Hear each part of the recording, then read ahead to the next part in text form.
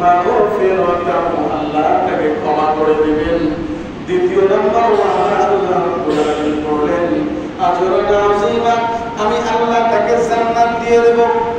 শুধু জান্নাত দেব তা নয়, আমি আল্লাহ ওই বান্দার সাথে সরাসরি সাক্ষাৎ করব। সুবহানাল্লাহ। 10টা কাজের মধ্যে পারেছেন নাম্বার 1, আল্লাহ রাব্বুল আলামিন বলেন ইন্নাল মুসলিমিনা ওয়াল মুসলিমাত।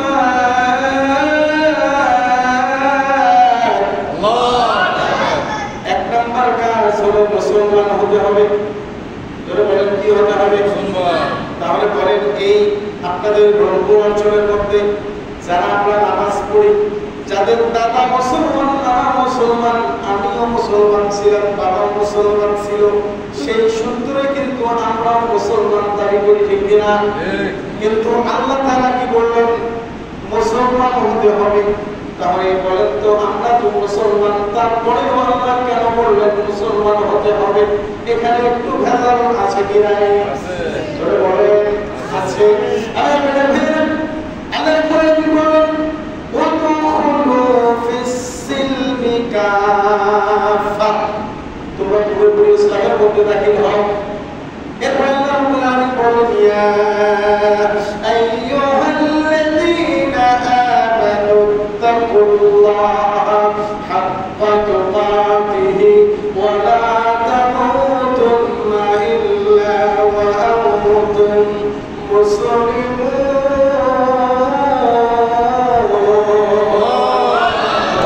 আল্লাহ বলেন হে ইমানদারগণ, তোমরা আমি আল্লাহকে ভয় করো, যেমন ভাবে ভয় করার দরকার তেমন ভয় করো, ইল্লা ব্যতীত ওয়া আনতুম মুসলিমুন, তোমরা মুসলমান না হয়ে কবরে আসো না। কথাটা আল্লাহ জোরে বলেন আল্লাহ তাআলা। তাহলে আল্লাহ বললেন তোমরা মুসলমান না হয়ে কবরে আসো না। এরপরে তাহলে আমাদেরকে এক নাম্বার কাজ করতে হবে, আমাদেরকে হতে হবে কি? মুসলমান। কমপ্লিট সারেন্ডার টু অলমাইটি আল্লাহ। শুধু দাড়িতে, টুপিতে, পাঞ্জাবিতে মুসলমানিত্ব পরিচয় হয় না। দাড়িতে টুপিতে যতই টুপি থাকুক, যতই দাড়ি থাকুক, যতই ত্রিপল হাঁটি হন, যতই পীরজাদা পীর সাহেব হোক না কেন, লোকটা যদি আল্লাহ এবং রাসূলের রায় অমান্য করে, আল্লাহ এবং রাসূলের কথাগুলো অমান্য করে, ওই লোকটা যত বড় হাজী হোক, যত বড় নামাজি হোক, যত বড় পীর সাহেব হোক, ওই লোকটা আল্লাহর ভাষায় মুসলমান হতে পারে না। একটা পাখি হতে হবে, মুসলমান হতে হবে। আমার কানে ভাইরা, এক নাম্বার কাজটা আমরা জানতে পারলাম। দ্বিতীয় নাম্বার কাজ আল্লাহ রাব্বুল আলামিন বলেন ওয়াল মুমিনিনা ওয়াল মুমিনাত।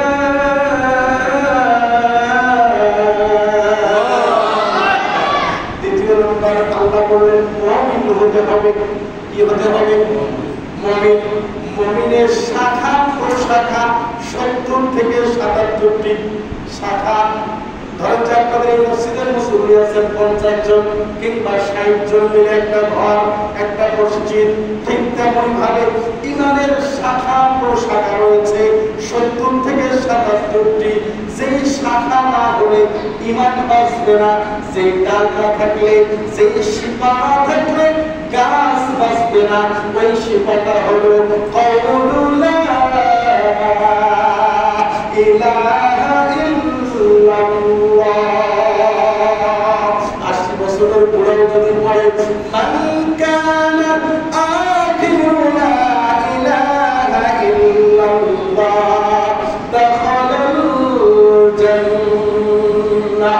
আল্লাহ নবী বলেন 80 বছরের বুড়ো যদি মৃত্যুর সময় তার জবাব দিয়া ওই কালিমাটা পড়তে পারে লা ইলাহা ইল্লাল্লাহু মুহাম্মাদুর রাসূলুল্লাহ। আল্লাহ নবী বলেন ওই 80 বছরের বুড়ো যদি মৃত্যুর সময় একবার তার জবাবটা দিয়া ওই কালিমাটা উচ্চারণ করতে পারে, আল্লাহ নবী বলেন সে জান্নাতি। এখন প্রশ্ন থাকতে করে হুজুর নামাজ রোজা কিছুই বলবো না, যদি মৃত্যুর সময় কালেমা পড়ে তাহলে কিসে জান্নাতে? আর বলে ভাই ভাই এটা কিন্তু সবার নসিবে সবার মুখে মৃত্যুর সময় কালেমাটা আসতে পারে না। আমার বলে ভাইরা তাহলে দ্বিতীয় নম্বর কাজটা আমরা জানলাম কি হতে হবে, মুমিন হতে হবে। আমরা যদি নিজেকে মুমিন দাবি করি তাহলে আমাদের সবাইকে কালেমার প্রতি বিশ্বাস রাখতে হবে। এরপরে আসেন দ্বিতীয় নম্বর কাজ। কয়টা কাজ করলে আল্লাহ দুইটা ওয়াদা করেছেন একটু মুখস্থ রাখার চেষ্টা করবেন। 10টা পয়েন্টের উপরে কথা বলা সম্ভব হবে না, সময় থাকবে না, সময় শেষ হয়ে যাবে। একটু আমরা সংক্ষিপ্ত ভাবে আজকে জুমার খুতবায় আল্লাহ তাআলা আমাদেরকে কি মেসেজ দিলেন, আল্লাহ তাআলা কি পাঠিয়ে দিলেন আমাদের জন্য। 10টি কাজ করলে আল্লাহ জান্নাত দিবেন, আল্লাহ সাক্ষাৎ করবেন, আল্লাহ ক্ষমা করে দিবেন। ভাইরা দ্বিতীয় নাম্বার কাজটা করলাম মুমিন হতে হবে। 1 নাম্বার মুসলমান হতে হবে, 2 নাম্বার মুমিন হতে হবে, 3 নাম্বার আমার আল্লাহ রাব্বুল আলামিন বলেন ওয়াল কানিতিনা ওয়াল কানিতা।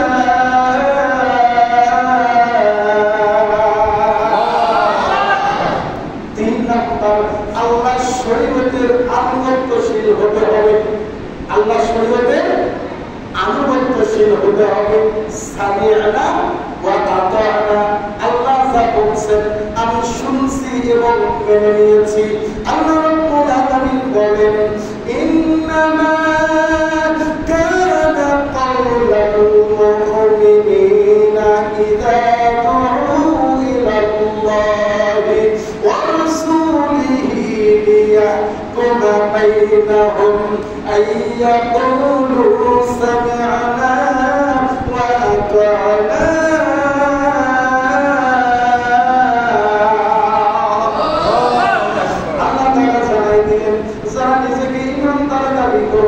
যারা নিজেকে মুসলমান দাবি করবে ওই ইমানদার বান্দা বান্দিকে যখন আল্লাহ এবং রাসূলের কথা সম্পর্কে বলা হবে ওই ইমানদার ব্যক্তি আল্লাহ এবং রাসূলের কথাগুলো শোনার সাথে সাথে বলবে আমি মেনে নিলাম, গ্রহণ করে নিলাম। আপনি কেমন মুসলমান হইলেন? আমি কেমন মুসলমান হইলাম? আমি বড় বড় লেকচার দেই, আমার নিজের আমল নাই। আপনি কেমন মুসলমান? আমি কেমন মুসলমান? যখন মুয়াজ্জিন সাহেব মধুর কণ্ঠে বলেন আসসালাতু খায়রুম মিনান নাওম, ঘুম হতে নামাজ, কথা বলা হয়তো কথা বলে ঘুম হতে নামাজ। তাহলে আল্লাহ কি বললেন? আমি যতটুকু কথা বলবো আমি কোরআনের বাইরে কথা বলতে পারি না। ওই ঘটনা কিসসা কাহিনী এগুলো আমার দ্বারা সম্ভব না। একটু আপনার থেকে শুনে নিতে পারেন, কোনো সমস্যা নাই। তবে আমি কোরআনের বাইরে কোনো কথা বলবো বলেন তো একটা কথা কি আয়াতের বাইরে বলেছি?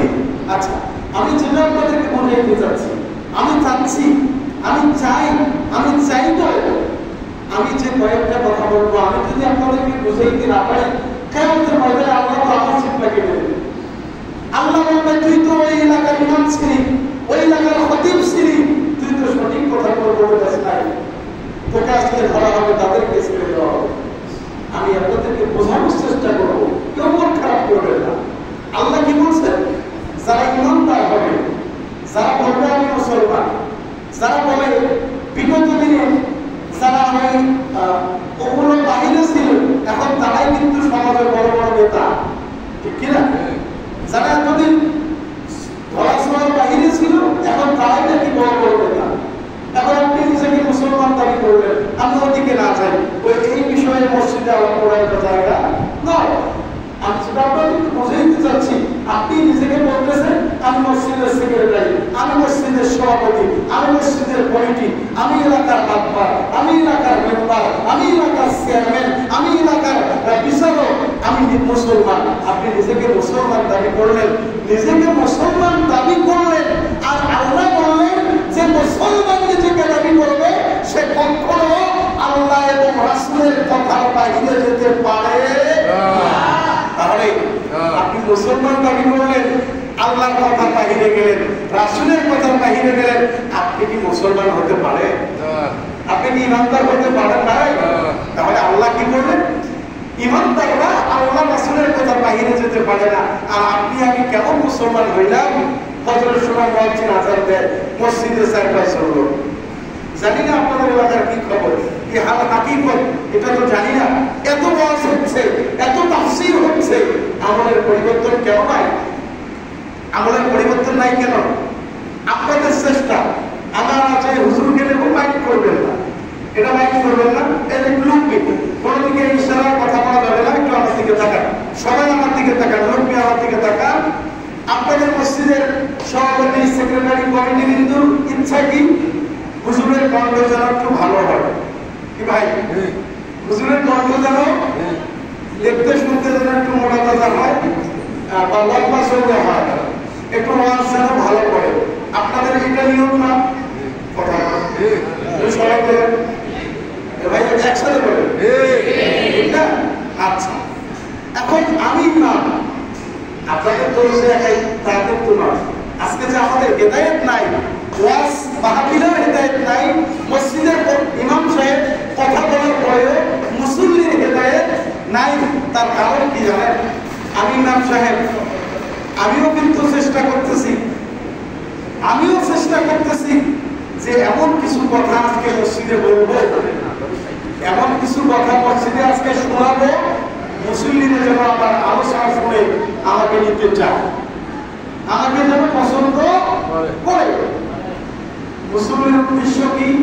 ইমামের কণ্ঠ ভালো রাখবে, ইমামের যোগ্যতা সম্পন্ন রাখবে। ইমামের উদ্দেশ্য এমন কিছু কথা সুর দিয়ে বলবো যাতে করে মুসল্লিরা আমাকে পছন্দ।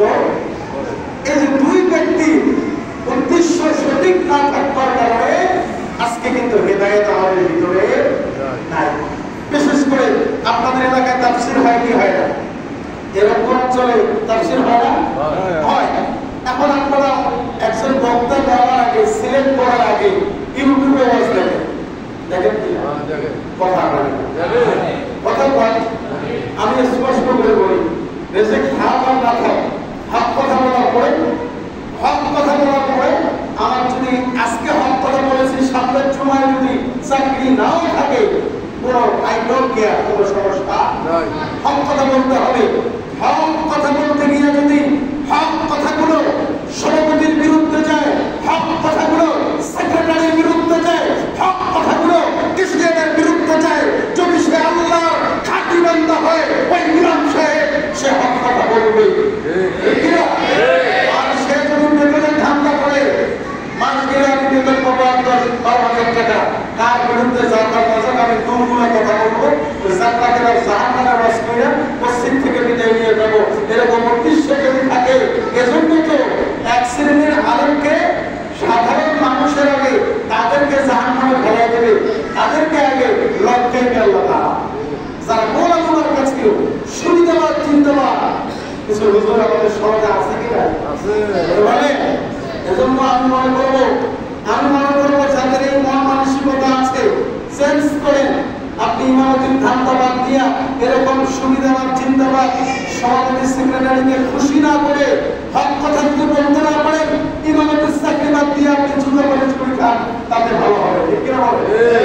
মাইন্ড করলেন আমার কথাই? তো মাইন্ড করলেন? হক কথা বলতে হবে। আল্লাহ বলেন,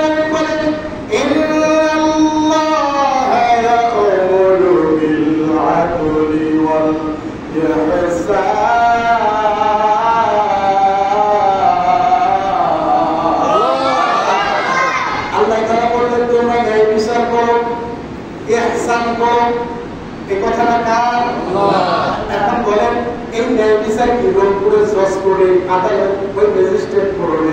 শুধু ম্যাজিস্ট্রেট ন্যায় বিচার করবে তা নয়, শুধু চেয়ারম্যান ন্যায় বিচার করবে তা নয়। আপনি বাড়ির মধ্যে স্বামী, আপনি বাড়ির মধ্যে পিতা, আপনি বড় ভাই, ছোট ভাই অপরাধ করেছে, বড় ভাই হিসাবে বিচারক আপনি, সন্তান অপরাধ করেছে, বাবা হিসাবে বিচারক কিন্তু আপনি মসজিদের ইমাম, আপনার মুসল্লি অপরাধ করেছে, আপনি যেহেতু বিক্রেতা, আপনি কিন্তু বিচার করবেন না। কথাটা ঘটনা একটা 6 রহমতুল্লাহ একটা ঘটনা বলে করেছেন যে একটা বাস্তব ঘটনা করেছেন। উনি উল্লেখ করেছেন যে এক এলাকার মাতবার সাহেব উনি বিচার করেন, মানুষের বিচার করেন। তো ওনার কাছে কিছু ছেলেপেলে আসছে, মাতবার সাহেব আপনার অমুকের ছেলে আমাদের গাছের আমগুলো সব শেষ করে ফেলছে। মানে এই উদাহরণটা আমাদের বর্তমান সমাজের সাথে মিল রয়েছে। চাচা আমাদের আমের গাছের আম সব শেষ করছে। এখন যিনি বিচারক তিনি বলতেছে, বাবা এই কাজটা কে করলো, একটু তার নামটা বলো তো। তখন বলতেছে, চাচা এই যে কাজটা করেছে সে আর অন্য কেউ নয়, সে হইল আপনার নাতি।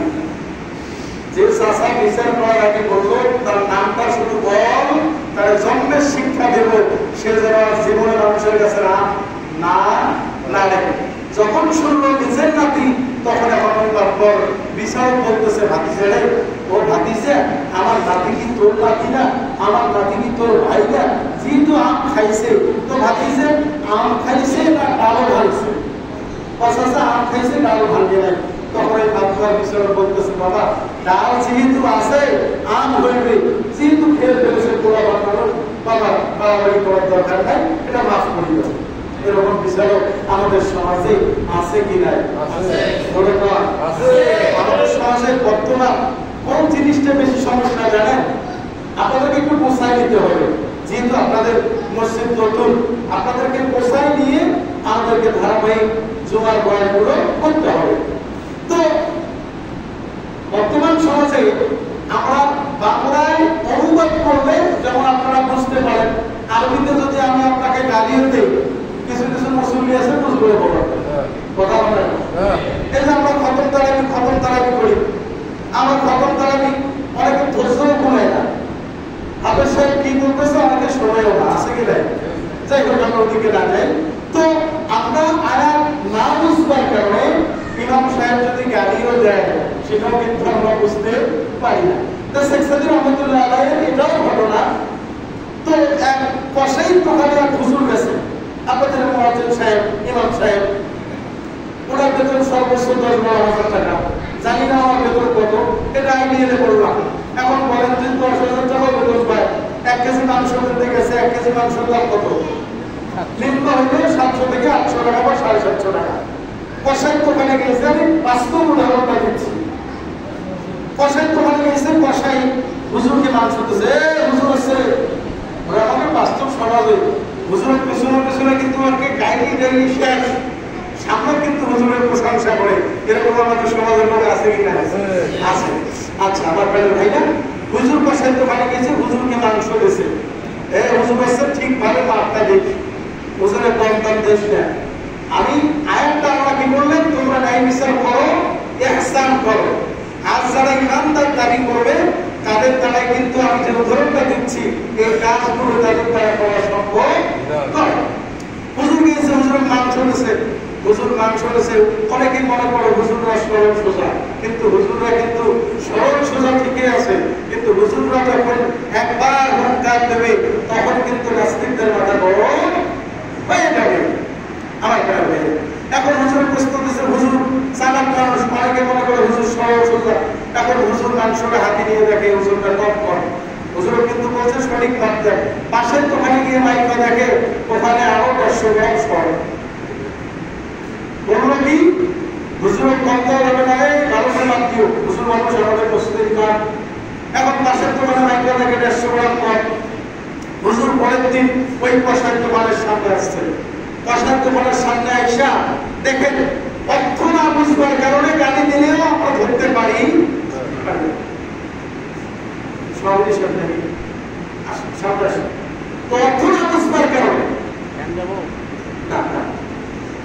এখন হুজুর হচ্ছে কষার দোকানে কত গ্রাম কম দিছে? সবাই বলেন, একসাথে বলেন 150 গ্রাম। হুজুর কষার দোকানে আইয়া কোরআনের আয়াত পড়তেছেন, وَأَقِيمُوا الْوَزْنَ بِالْقِسْطِ وَلَا تُخْسِرُوا الْمِيزَانَ। কষার দোকানের সামনে আইয়া বারবার আয়াত পড়ে করে আর মানুষ কয় কি এই কসাই তো ইমানদার বললেন, এই কসাই দোকানের সামনে এখন কোরআন তেলাওয়াত হয় অর্থ না বুঝবার কারণে সবাই আইয়া কান্দা আন্দা মাংস নিয়ে শেষ করে দিল।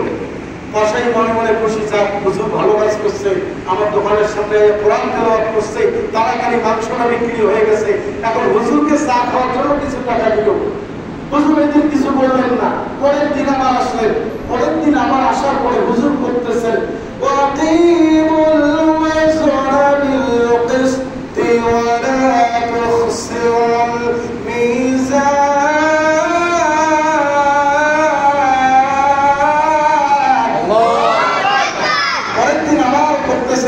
পরের দিন আয়াত করছে, অর্থ করছে তোমরা ওজনে কম দিও না, নামাজ কায়েম করো। বলেন তো কোন কসাইয়ের দোকানের সামনে কোন হুজুর যদি আরবি বইয়া অর্থটা পড়ে ওজনে কম দিও না, নামাজ কায়েম করো, বলেন তো ওই কসাই কি আর হুজুর থাকতে দেবে? প্রথম দিন আয়াত পড়লো, হুজুর হাতিয়ে পাইল, পরের দিন আয়াত পড়িয়া অর্থ করবার কারণে হুজুরের হাতিয়াও নাই, হুজুরকে লাঠি মেরে সরাই দিল। তো বর্তমান আমাদের সমাজে এমনও কিছু আমরা মানুষ রয়েছে, ইমাম সাহেব হক কথা বলার পরে যদি কারো গায়ে লেগে যায়, ইমামের চাকরি পরে শুক্রবার আর ওই মসজিদে থাকে নয়াকারে না, ঠিক কিনা? সবাই বলে ঠিক কিনা? আল্লাহ তাআলা আমাদের সবাইকে বোঝার তৌফিক দান করুন। সবাই তো হাজির, কয়টা কাজ করলে আল্লাহ জান্নাত পাওয়ার ওয়াদা করেছেন? জোরে বলেন 10টা। আমি বলেছিলাম কয় নাম্বারে? 3 নাম্বার। নাম্বার 1 মুসলমান হতে হবে, নাম্বার 2 মুমিন হতে হবে, নাম্বার 3 ওয়াল কানিতিনা ওয়াল কানিতাত, আল্লাহর শরীয়তের আনুগত্যশীল হতে হবে। সামিআনা ওয়া আতা'না, শুনলাম মেনে নিলাম। তাহলে আপনার সামনে আপনার কান মোবারকে কানে যখন মুয়াজ্জিন সাহেবের আসসালাতু খায়রুম মিনান নাওম এই আওয়াজটা যখন যাবে, আপনি যদি ইমানদার নিজেকে দাবি করতে চান, মুসলমান দাবি করতে চান, তাহলে মসজিদে আসার দরকার আছে কি নাই? আছে। তাহলে আপনাদের এই মসজিদে প্রায় 13 থেকে 14 জুমা রানিং চলছে, 13 থেকে 14 জুমা রানিং চলছে। আমি কিন্তু মোটামুটি 5-10 মিনিটে ঘুরে গেলেন, আজানের সময় আসলেন না, তাহলে ব্যর্থতা কার? জোরে বলেন কার? হয়তো ইমাম সাহেবদের ব্যর্থতা, আপনাদেরকে বুঝাইতে পারতেছে না, তাই না? আমরা আগে আগে আসার চেষ্টা করবো, বলেন ইনশাআল্লাহ। ইনশাআল্লাহ। আমার প্রাণের ভাইয়া, 4 নাম্বার কাজ আল্লাহ রাব্বুল আলামিন বললেন ওয়াস-সাদিকিনা ওয়াস-সাদিকাত।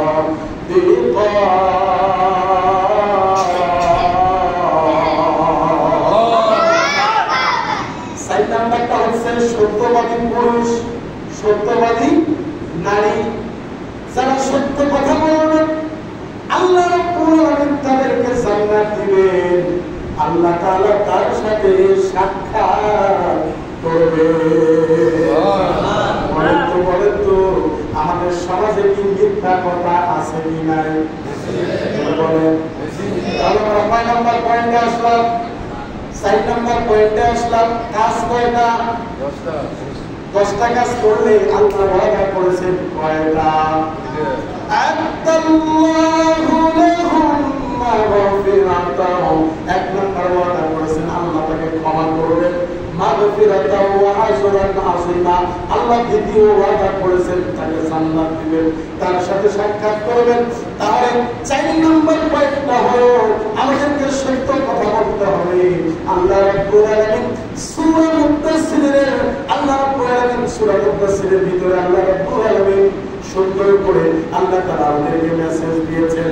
ধরেন জানি না আমি নিজে বড় বড় কথা বলেছি, আমি মানি নাই, মনে করেন আমি জাহান্নামে আছি, আপনারা জান্নাতে আছেন। সেই মানুষগুলো জান্নাতে থাকবে, ওই মানুষগুলো জাহান্নামীদেরকে দেখার সাথে সাথে চিনতে পারবে। সুবহানাল্লাহ। যে কারণে এই সূরা মুদাসসিরের ভিতরে একটু ঢুকলাম, যার কারণে ঢুকলাম, যে মানুষগুলো জান্নাতি হয়ে যাবে এই মানুষগুলো জাহান্নামীদেরকে দেখার সাথে সাথে চিনতে পারবে।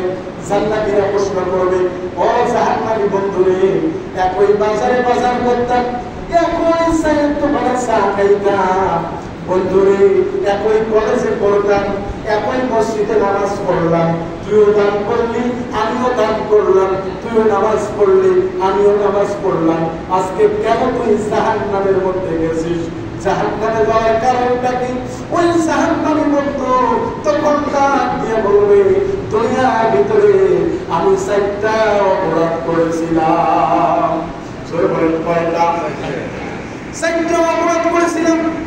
এই 4টা অপরাধের প্রথম নাম্বার অপরাধটা জাহান্নামীরা স্বীকার করবে। ও আমার বেটার ভাইরা, একটু মনোযোগ লাগান, একটু দিলটা নরম করেন। আল্লাহ তাআলা কোন অপরাধগুলো ওই জাহান্নামীরা স্বীকার করলো, আল্লাহ তাআলা কোন কারণে তাদেরকে জাহান্নামে দিল? ওই জাহান্নামীরা তাদের 4টা অপরাধের মধ্যে প্রথম নাম্বার অপরাধটা স্বীকার করলো। সূরা মুত্তাসির আয়াতে কারিমার মধ্যে আল্লাহ তাআলা বলে দিয়েছেন, ক্বালু লাম নাকুল মিনাল মুসাল্লিন।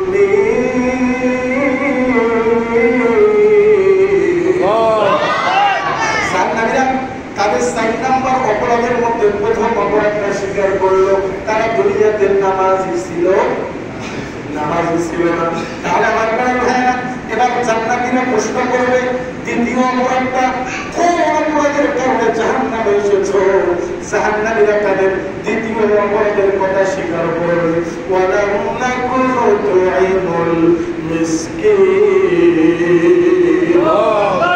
তাদের দ্বিতীয় নম্বর অপরাধ স্বীকার করলো, তারা দুনিয়াতে ইতিম মিসকিনের টাকা মেরে খেয়েছিল, যার কারণে আমার আল্লাহ তাদেরকে জাহান্নামের মধ্যে ফেলাই দিয়েছে। বলেন নাউজুবিল্লাহ।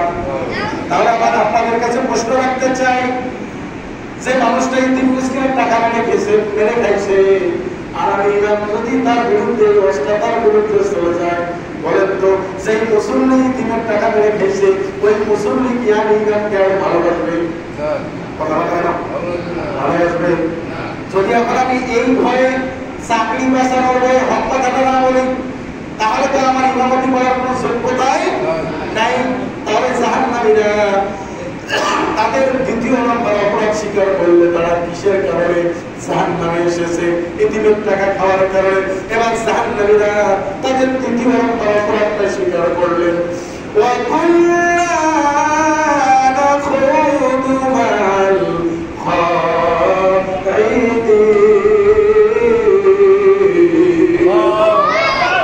জাহান্নামীরা তাদের তৃতীয় নম্বর অপরাধ স্বীকার করলো, তারা ওয়াদা দিয়ে ওয়াদা বরখেলাপ করত, ওয়াদা দিয়ে ওয়াদা বরখেলাপ করত। আর আমি যে শুরুতে বলেছিলাম, আ'আদাল্লাহু লাহুম মাগফিরাতাও, আল্লাহ ওয়াদা করেছেন, আল্লাহ ওয়াদা করেছেন, আল্লাহর বান্দারা 10টি কাজ করলে আল্লাহ ওয়াদা করে বলেছেন, আমি আল্লাহ জান্নাত দেব, মাফ করব, সাক্ষাৎ করব। তাহলে ওয়াদা দিয়ে ওয়াদা বরখেলাপ করলে যেতে হবে কোথায়? জাহান্নামে। 4 নম্বর অপরাধ স্বীকার করলো, ওয়াকুল্না নুকাযযিবু বিয়াউমিদ্দিন।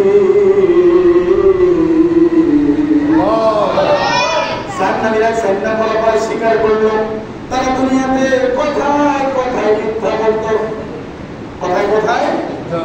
এই যে আমাদের সমাজের সভাপতি সাহেব, ধরেন ওনার কাছে উনি একজনকে ভোট দিয়েছেন, এখন উনি আছে হালাক আছে, যদি উনি ভোট দিয়ে বলে কোথায় আছেন, বলে আমি মরাতে আছি, এই মিথ্যা এরকম আছে কি নাই?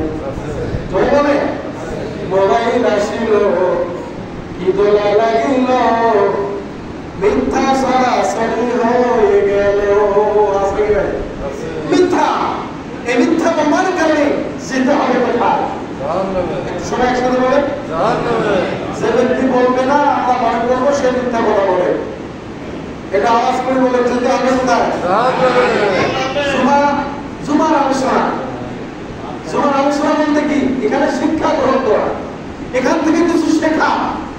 আমি ওই যে চোখ বন্ধ করি একটা জাহান্নামের ঘটনা বললাম, আপনি কিছুই মনে রাখলেন না, তা হলো আমরা যতটুকু কথা শুনলাম, কয়টা কাজ করলে আল্লাহ জান্নাত দিবেন? কয় নাম্বার পয়েন্টে এসেছি? 4 নাম্বার। আল্লাহকে ওয়াস্তে যা বলবেন আমার সামনে বলবেন, পেছনে সমালোচনা করবেন না। আল্লাহকে ওয়াস্তে আমি যতটুকু কথা বলেছি একটাও কি কোরআনের আয়াত ছাড়া বলেছি? ভাই বলেছি? আল্লাহ তাআলা আমাকে আমল করবা, সেই সাথে আপনাদেরকে আমল করবার তৌফিক দান করুন। অন্যদিন অন্য সময় দেখা হবে। বাকি 6টা পয়েন্ট আমি আপনাদের সামনে উপস্থাপন করবার চেষ্টা করব। তবে জুমার আলোচনার নিয়ম হলো খুতবার আয়াত অনুযায়ী, খুতবায় কোন আয়াত আছে ওই আয়াতের উপরে কি আলোচনা। আজকে আমাদের যে খুতবা, এই খুতবার মধ্যে আমি যে আলোচনা করলাম আয়াতুল্লাহু লাহু মাগফিরাতাহু ওয়া আজরুন আযীমা, এই আয়াতটা বিশ্লেষণ করে আমরা 10টা আমল পেয়েছি। এই 10টা আমল বলতে গেলে আমাদের প্রায় মিনিমাম 2.5 থেকে 3 ঘন্টার দরকার। আমি তার মধ্যে 4টা পয়েন্ট বলেছি, বাকি পয়েন্টগুলো আল্লাহ তাআলা সুযোগ করে দিলে আমরা শুনবো ইনশাআল্লাহ।